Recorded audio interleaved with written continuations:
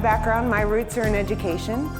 I started my career in a fourth grade classroom, and I always found it ludicrous that they would task me with giving kids the skills and the knowledge they needed to get to the next grade without teaching me how the brain works. You know, it would have been really helpful if they would have given me the information that stress actually shrinks and kills brain cells, or that laughter and happiness floods your brain with the good chemicals that actually enhance cognitive function. Today's companies need people who know how to learn, not just individually. In this world, we need people to learn collaboratively, because until you can get to that collaborative learning environment, you'll never get to that place where you're inspiring leadership and mentorship and teaching and learning among all levels of the org chart. Now we know that the average employee spends 75% of his or her time on team-based tasks. To solve a problem, to build a new product, to market a new product, to message a new product, whatever the task is, they're not doing it in a silo anymore. No. You all account for 70% of the variance in employee engagement. So you have power. You have the strength and the position to make a difference in how engaged your employees are. Because it doesn't matter how much you actually care, what matters is how much your people perceive that you care. And I've had people say to me, it's not my job to make my employees happy. That's not my job. And I submit, oh, but it is. Because if your people aren't happy, then they're not engaged. And if they're not engaged, then they're not contributing to the organizational goals, individually or collaboratively. When you layer on the nuances then of the multi-generational workforce, getting to that sweet spot seems a little harder, seems a little bit out of reach, right? But it's not. It's really not if you just understand the generations. They're also called the me generation and the trophy kids, and that was all created by the helicopter parents, which by the way are the boomers and the Gen Xers who are also their bosses right now. True. They're of the most collaborative generation. We've got Gen Z coming, which they're collaborative as well. But those millennials, you engage them, they will move mountains for you. They're the most. I believe that's part of the reason why this generation is so inclusive.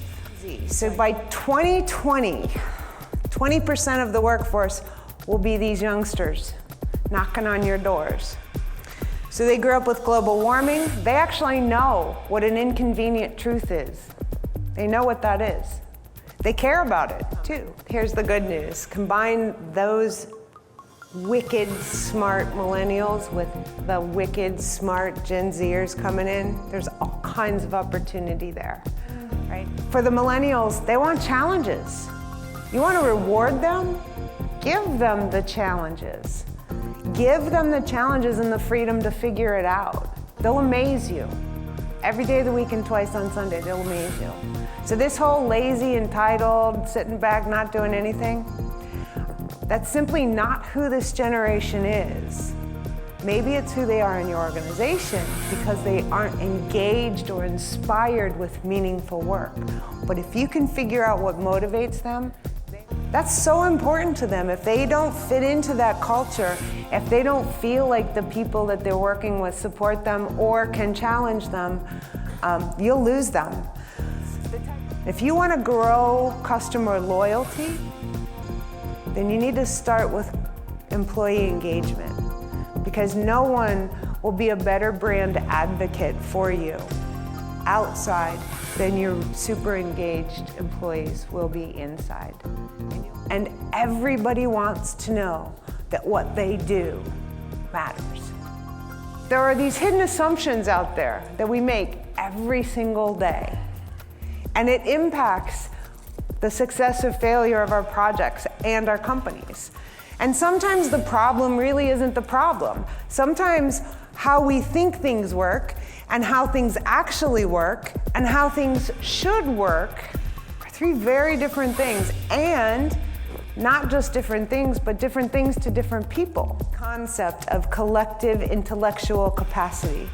It's the ability to learn. It's the ability to translate that learning into action that actually impacts your bottom line.